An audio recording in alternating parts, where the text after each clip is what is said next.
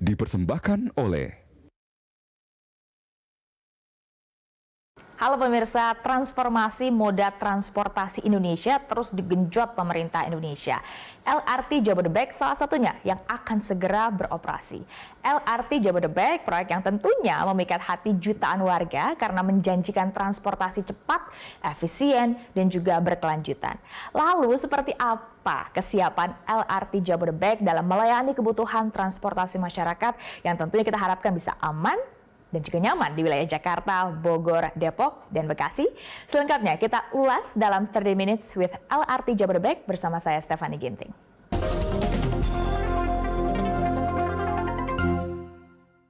dipersembahkan oleh Dan saat ini sudah bersama dengan saya di studio Pak Muhammad Purnomo Sidi, Kepala Divisi LRT Jabodebek. Pak Purnomo, selamat siang. Selamat siang, Mbak Stephanie. Nah, Pak Purnomo, sebelum kita bahas panjang lebar soal LRT Jabodebek ini, mungkin bisa refresh sedikit ingatan kita atau memberikan pengetahuan kepada masyarakat yang mungkin belum tahu kenapa sebenarnya hadir awal mulanya sehingga kemudian pemerintah menghadirkan LRT Jabodebek ini.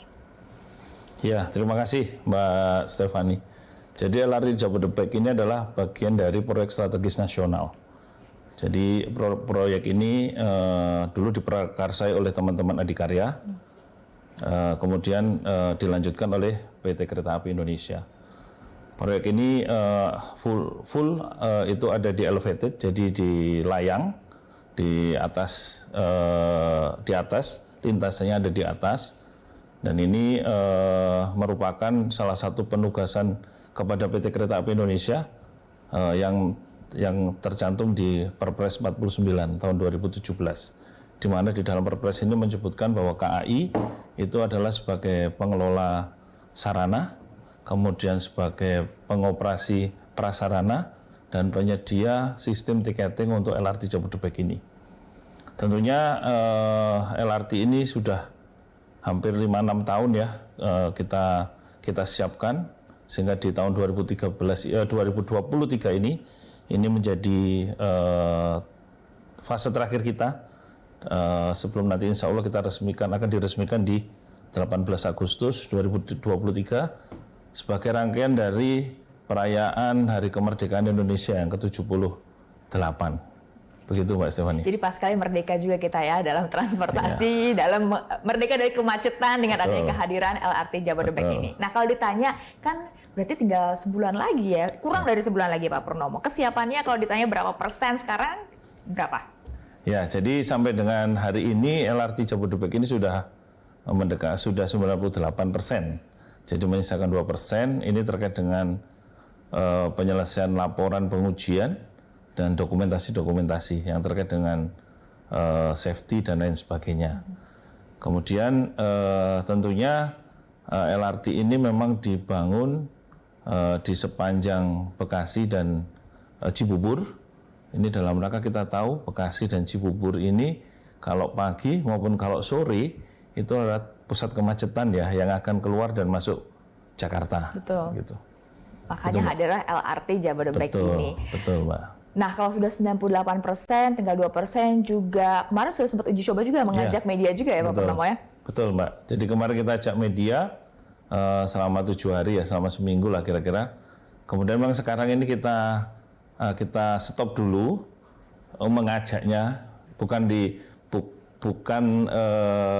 trialnya kita stop, tapi mengajak undangan kita stop, karena kita sedang menyelesaikan beberapa update software.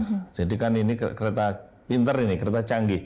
Update software yang kemarin itu salah satunya adalah masukan dari stakeholder yang ikut uji coba terbatas kemarin. Karena keamanan tentunya menjadi nomor 1 ya Pak Purnomo. Betul. Nah, LRT ini nanti akan beroperasinya dari jam berapa sampai jam berapa Pak? Ya, jadi kita akan beroperasi dari jam 5 pagi sampai dengan jam 23.30. Jadi setengah 12 malam akan beroperasi. Dengan pembagian nanti kita akan bagi nih, ada yang peak season, ada yang non peak season ya. Kalau peak itu mungkin kira-kira kita estimasikan di jam 6 sampai jam 10, kemudian setelah itu dari jam 10 sampai dengan jam 4 itu adalah non peak season. Kemudian dari jam 4 sampai dengan jam 9 malam peak season untuk sore hari, kemudian dari jam 9 sampai jam 23.30 ini adalah non peak seasonnya. Nah, kemudian sambil satu persatu kereta ini kita akan masukkan ke depo untuk kita lakukan maintenance untuk kesiapan besok pagi. Oke, berarti ada perbedaan mungkin jumlah train juga adalah di peak Ya. season dan Tentunya begitu Mbak. Jadi kalau peak season nanti kita akan full transit yang kita operasikan. Kalau nanti di non peak season ada beberapa yang akan kita kurangi ya. Karena kita akan menyesuaikan dengan volume penumpang yang ada di jam-jam non peak season tersebut. Ini kan dari Jakarta sampai ke Bekasi, ini ada berapa stasiun berarti Pak Purnomo?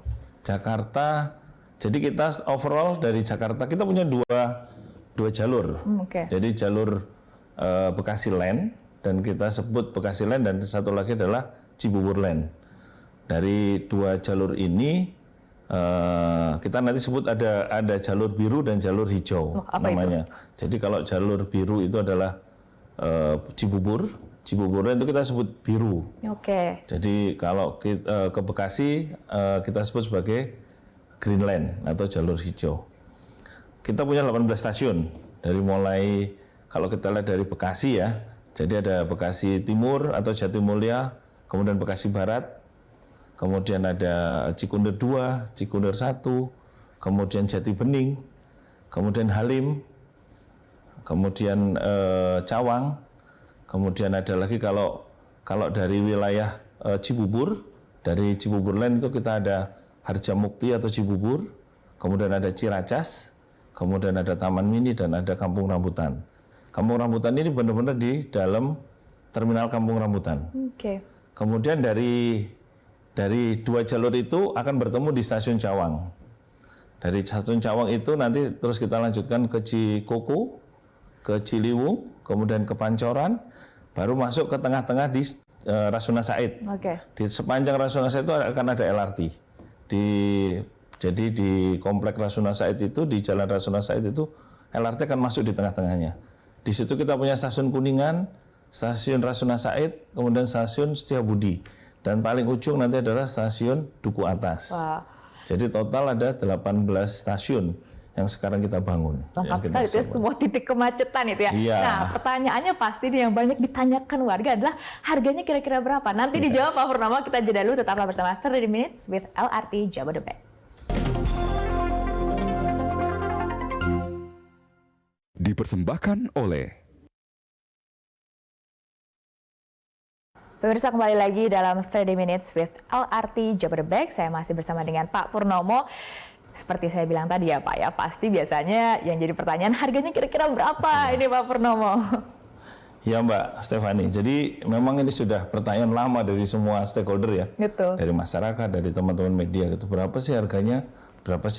Jadi alhamdulillah kemarin tuh dikeluarkan Peraturan Menteri Perhubungan nomor 67 tahun 2023, di mana di situ disebutkan tentang pengaturan tarif LRT Jabodebek ya. Kenapa kok harus dengan Peraturan Menteri Perhubungan gitu ya? Karena LRT Jabodebek ini adalah program pemerintah yang nantinya akan mendapatkan subsidi, akan mendapatkan PSO ya, Public Service Obligation. Nah di dalam KM 67 itu disebutkan, keputusan Menteri Perhubungan 67 itu disebutkan bahwa tarif kita itu adalah 5.000 untuk 1 kilometer pertama dan Rp700 untuk kilometer berikutnya. Jadi kira-kira gambarnya seperti itu ya. Jadi 5.000 dan Rp700 untuk kilometer berikutnya Mbak Stefani. Jadi sudah terjawab ya pemirsa ya. Nah berikutnya cara bayar nanti gimana? Kan sekarang sudah serba digital juga Pak Purnomo. Ya. Jadi memang yang pertama kami berusaha untuk menghindari membayar dengan tunai. Jadi kita upayakan cashless lah. Ya. Sehingga transaksi itu bisa dilakukan dengan murni cashless.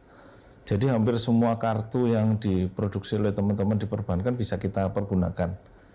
Seperti contoh ya banyak lah, ada e-money, ada flash, ada Brisi, ada tap cash, itu bisa kita gunakan. Termasuk dari C-Card ya, Jakarta Kartu, Jakarta Card yang dikeluarkan oleh Bank DKI juga bisa kita gunakan.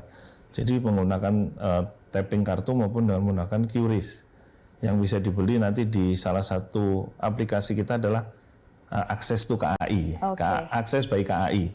Itu bisa kita beli dari situ, kita dapat QRIS, nanti kita pergunakan di pada saat tapping. Semuanya sudah sangat simple banget ya. Jadi Dan digital. kaum cashless ini nggak perlu ragu ya untuk nanti menggunakan LRT Jabodebek. Nah, kalau tadi sudah dikatakan persiapannya 98%, tadi kita sudah tahu juga harganya. Nah, sarana penunjangnya juga nggak kalah penting. Sarana yang ada di dalam stasiun-stasiun LRT Jabodebek ini gimana? Ya, jadi satu stasiun yang kita siapkan ini yang pertama adalah sesuai dengan standar pelayanan minimum yang ditetapkan oleh Kementerian Perhubungan. Jadi kita sudah mengikuti semua standar pelayanan minimum yang ditetapkan.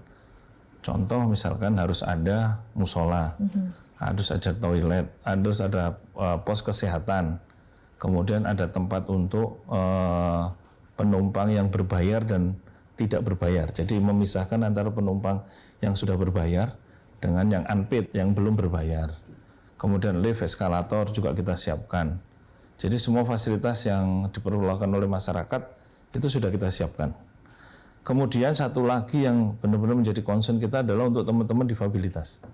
Jadi kita sudah siapkan juga beberapa fasilitas yang ramah terhadap teman-teman yang difabel ya. Itu sudah kita siapkan dan kemarin sudah dicoba oleh teman-teman dari Persatuan Disabilitas Indonesia, sudah dicoba dan alhamdulillah mereka cukup menerima, cukup oke ini untuk dioperasikan buat kami bisa dilakukan. Mulai dari pelayanan untuk beli tiket sampai dengan event ada terjadi sesuatu ya emergency, teman-teman difabel ini bisa melakukan tindakan evakuasi, tindakan memberitahukan. Kita punya semacam buzzer yang itu juga ramah. Event terjadi sesuatu, ada yang jatuh atau mungkin tersengat listrik, itu teman-teman difabel juga bisa melakukan itu untuk membantu sesamanya. Jadi di semua stasiun itu sudah di ada semua ya? stasiun. Jadi itu juga kita siapkan sehingga benar-benar teman-teman difabel kita manusiakan ya. Jadi gitu. Nah, sarannya juga pasti sudah juga mengantisipasi lonjakan peminat pengguna LRT Jabodebek. Ini dalam sehari ada berapa perjalanan berarti Pak Purnomo? Estimasi kami di awal operasi ini di 434 perjalanan setiap hari. Oke. Itu di suatu kondisi di mana hari itu kami tidak ada perawatan ya, tidak ada maintenance, itu bisa sampai 494 perjalanan dari jam 5 sampai jam 23.30. Itu jumlah rangkaian dalam satu train set ada berapa? Jadi train set kita ini karena kita sebut sebagai light train ya. Jadi hanya ada 6 kereta dalam satu rangkaian itu ada 6 kereta. Satu kereta itu untuk berapa orang kapasitasnya? Kira-kira sekitar kalau normal itu sekitar 730 orang lah. Tapi kalau dalam kondisi full, dalam kondisi padat itu ya, itu bisa sampai 1.300-an lah. Oke. Jadi kita bayangkan 1.300 orang bisa kita angkut banyak banget dari itu ya, Bekasi Pak. atau dari ini ya dalam satu kali kereta berjalan. Nah, tidak ada masinisnya lagi ya di dalam Ya, situ ya. Nah, itu juga ya. mungkin bisa dijelaskan bagi kami masyarakat awam gimana ya keamanannya kalau kereta nggak ada masinisnya? Ya. Jadi memang proyek LRT Jabodebek ini adalah proyek lompatan teknologi ya buat perkeretaapian dunia, perkeretaapian Indonesia. Jadi memang di set bahwa kereta kita ini driverless. Jadi ada 2 sistem canggih yang kita apply di LRT Jabodebek ini. Yang pertama adalah CBTC, jadi Control Based Train Communication. Jadi kereta ini akan berhenti dan akan berjalan dengan melihat kereta yang ada di depannya. Kalau kita pernah naik kereta api gitu ya, itu kan ada persinyalan ya, ada merah, kuning, hijau seperti traffic light. Kalau di LRT Jabodebek sudah tidak ada. Jadi kereta di belakangnya akan berjalan sesuai dengan kereta yang ada di depannya. Jalan-jalan. Artinya dengan adanya CBTC ini bisa mengurangi jarak antar kereta. Kalau dengan sinyal itu jaraknya sudah ditentukan. Kalau ini kita tergantung posisi kereta di depannya. Kereta di depannya ngerem, yang belakangnya juga ikut berhenti. Jalan ikut jalan sehingga bisa meningkatkan kapasitas angkut yang ada di LRT Jabodebek ini. Berarti akan on time terus ya Pak Purnomo? Ya, kita upayakan akan selalu on time. Kan gitu. Headway-nya gimana berarti Pak? Nah, headway jarak antar kereta itu di awal operasi itu kan semua kereta ini akan bertemu, hubnya ada di Cawang ya, stasiun Cawang sampai ke Duku Atas itu akan ketemu nih kereta Cibubur Line maupun dari Bekasi Line. Jadi untuk Cibubur Line sama Bekasi Line itu setiap 8 menit sekali akan berangkat. Setiap 8 menit sekali akan berangkat. Dari Cawang sampai dengan Setiabudi karena ini bertemu dari Cibubur dan dari Bekasi Line itu 4 menit sekali. Jadi 8 menit nanti dari Cawang 4 menit sekali. Kalau kita naik dari Cawang mau ke Duku Atas itu per 4 menit sekali keretanya akan berangkat, akan datang terus berangkat. Dan semuanya sudah otomatis gitu ya Pak Purnomo? Semua sudah otomatis, dikendalikan dari operation center yang ada di Bekasi. Jadi kalau masyarakat juga nanti udah ada layarnya segala macam juga ini berapa menit keberangkatannya? Iya, kita siapkan nanti papan petunjuk buat masyarakat ya, berapa menit lagi keretanya akan datang. Kemana kereta yang akan datang ini? Apakah ke Cawang, atau ke Harjamukti, atau Cibubur, atau ke Bekasi Timur, atau ke Duku Atas? Itu sudah kita lengkapi dengan passenger information display system namanya. Itu di semua stasiun.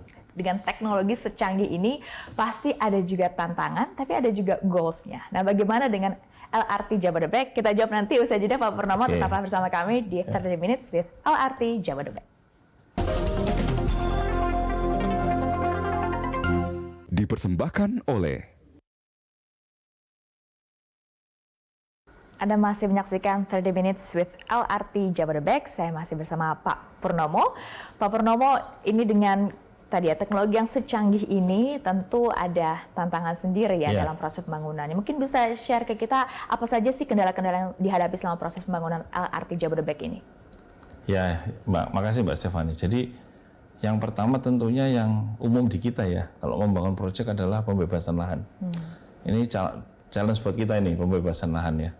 Terutama di depo ya, kita sebut depo itu adalah suatu tempat untuk merawat dan menyimpan LRT itu. Kalau sudah tidak beroperasi, nanti akan dirawat dan akan di-maintenance, akan disimpan dan dirawat di depo itu namanya. Nah itu kemarin juga cukup lama kita pembebasannya. Kemudian yang kedua adalah COVID. Kemarin jelas kami hampir 2 tahun itu ada penurunan aktiviti yang disebabkan oleh adanya COVID. Itu yang cukup menghambat kita ya. Kemudian yang ketiga ya teknologi. Jadi kita bagaimana kita bisa menyiapkan teman-teman baik dari semua stakeholder ya. Kebetulan ini stakeholdernya BUMN semua nih. Ada PT KAI sebagai operator, ada teman-teman Adikarya sebagai kontraktor. Itu lebih gampang dong komunikasinya Pak? Ya alhamdulillah lebih gampang. Tetapi kan memang karena ini teknologi pertama di Indonesia. Jadi teman-teman kita kejar untuk bisa segera mengabsorb teknologi-teknologi itu. Nah ini kan juga artinya belajar dan dan melakukan. Nah ini yang menjadi challenge kita ya. Ini nggak ketemu, ini harus bagaimana. Ini yang menjadi challenge kita kan gitu. Nah ini tentunya alhamdulillah dengan teman-teman dengan gigih, teman-teman dari INKA, dari Adikarya, dari LEN, dari KAI itu beberapa hal bisa kita solve ya, bisa kita selesaikan. Sehingga kita bisa lihat LRT kita sekarang sudah bisa mondar-mandir tanpa masinis kan itu saat ini. Kemudian bagaimana untuk mensosialisasikan itu kepada masyarakat bahwa ini ada transportasi secanggih ini untuk di Indonesia? Ya, jadi kami sebagai operator PT KAI sebagai operator, kita sudah melakukan beberapa kali sosialisasi, baik itu lewat media, langsung kita kunjungan ke perkantoran, ke sekolah, ke university gitu untuk bersosialisasi. Di samping kita juga beberapa kali membuat event seperti fun run, kemudian kita ada sepeda kan gitu ya, kita lakukan untuk itu, untuk mensosialisasikan bagaimana LRT ini dan bagaimana kita menjamin keselamatan dari LRT ini kan gitu. Kita juga diskusi dengan teman-teman pemerhati perkeretaapian juga kita lakukan diskusi. Kemudian kita juga, nah yang terakhir adalah kita sekarang pada masa uji coba terbatas, kita sebutnya uji coba operasional terbatas, mengajak semua stakeholder. Jadi stakeholder ini kita undang ya, media dan lain sebagainya dengan harapan bisa melakukan sosialisasi ke masyarakat. Juga nanti saat ini sudah kita buka juga undangan ke masyarakat umum ya. Meskipun sekarang sudah ditutup nih, karena kita kemarin 3 jam itu sudah 24.000 orang yang mendaftar.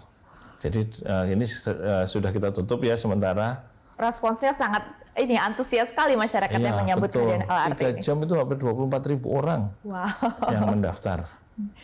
Sejauh ini mungkin juga sudah komunikasi dengan tenan-tenan yang mungkin juga akan bisa ikut hadir di stasiun-stasiun LRT Jabodebek? Ya Mbak, jadi dari unit kami itu ada yang namanya unit non-fairbox ya, jadi pendapatan di luar fairbox. Jadi mereka, teman-teman sudah mulai berusaha menggrab beberapa tenan untuk bisa berpartisipasi lah di dalam stasiun LRT kita ini. Meskipun itu nanti sifatnya adalah grab and go ya, karena kan nggak boleh makan di kereta.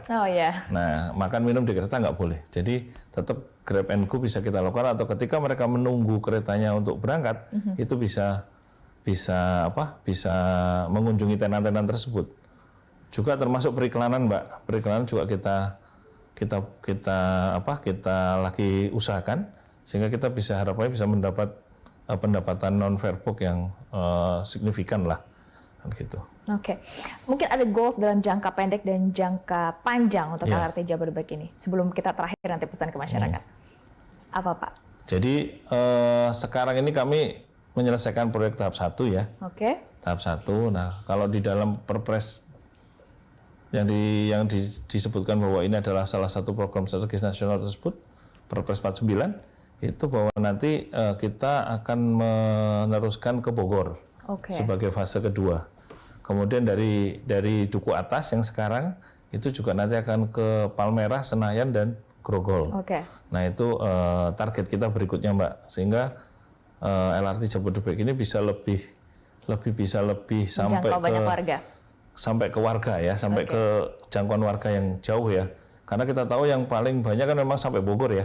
Bogor itu cukup signifikan, sehingga kita harapkan setelah kita operasi nanti ini bisa kita teruskan sampai ke Bogor. Nah, terakhir mungkin ada pesan dari Pak Purnomo untuk masyarakat yang nantinya ingin untuk menggunakan LRT Jabodebek ini. Silakan Pak Purnomo.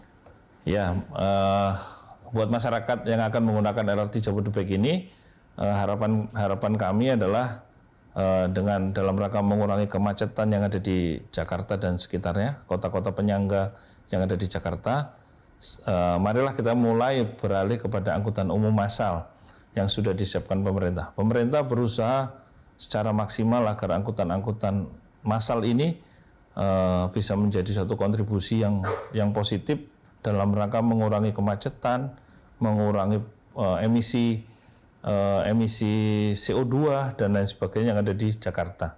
Sehingga harapan kami masyarakat bisa menggunakan angkutan umum massal ini untuk melakukan kegiatan sehari-hari.